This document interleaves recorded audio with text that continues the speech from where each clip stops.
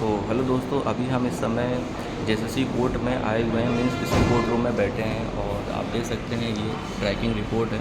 आज हम ये ट्रैकिंग रिपोर्ट यहाँ पे सबमिट करेंगे कोर्ट में। और अभी तक ये कॉल लिस्ट लगी नहीं है, कॉल लिस्ट लगने वाली है और जैसे कॉल लिस्ट लगेगी हम इसमें नंबर डालेंगे और अभी जब साहब बैठेंगे हम साहब के सामने अपनी इस ट्रैकिंग रिपोर्ट को सबमिट करेंगे। और हालांकि हमारी ट्रैकिंग रिपोर्ट में हुआ ये है कि जो हमने भेजा था वो वापस आ गई है। अब आगे देखते हैं, अगर या तो इसमें फ्रेश स्टेप फिर से लेने पड़ेंगे बोथ वेज में, अदरवाइज़ हम इसमें पब्लिकेशन के लिए वो करेंगे। ये हम इस समय बात कर रहे हैं सिविल प्रोसीजर की। अब देखिए, आज जो केस है मेरे पास एक ही केस लिस्टेड है सिविल का, तो इसकी भी जो भी डिटेल होगी अभी हम आपको बताते हैं। अभी थोड़ा सा पहले काम कर लें, फिर हम आपको बताते हैं क्या होता है और क्यों ये सब सारे स्टेप्स लिए जाते हैं। तो दोस्तों, अभी हम इस टाइम ऑफिस में हैं। तो उस समय हम आपसे जब कोर्ट रूम में, तो हम एक चीज़ डिस्कस कर रहे थे जिसको हम बता रहे थे कि आज हम ट्रैकिंग रिपोर्ट हम सबमिट कर रहे थे।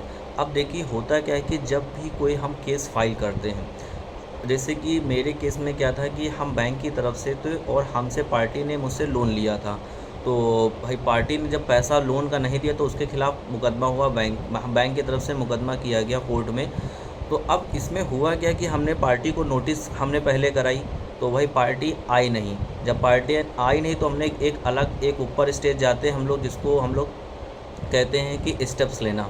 अब ये स्टेप्स कैसे होते हैं, देखिए ये जो स्टेप्स होते हैं, अब ये स्टेप्स का प्रोसीजर समझिए। जो स्टेप्स का प्रोसीजर होता है ये बोथ वेज में होता है। हमेशा कोर्ट जो कहती है कि आप बोथ वेज में स्टेप्स कीजिए।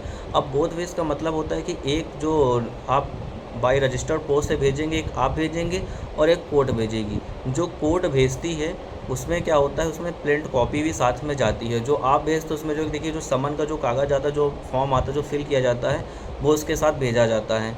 ठीक है। अब देखिए, जैसे ही आपके मान लीजिए आपने एक स्टेप्स, 2 स्टेप्स या 3 स्टेप्स लिए और उसकी जो रिपोर्ट बराबर आ रही, क्या रिपोर्ट में लिख के आ रहा, आप कोर्ट को बता रहे हैं, आप उस रिपोर्ट पे आप बहस कर रहे हैं कि साहब देखिए ये तो प्रेजेंस ही नहीं हो रहे हैं, कभी कुछ।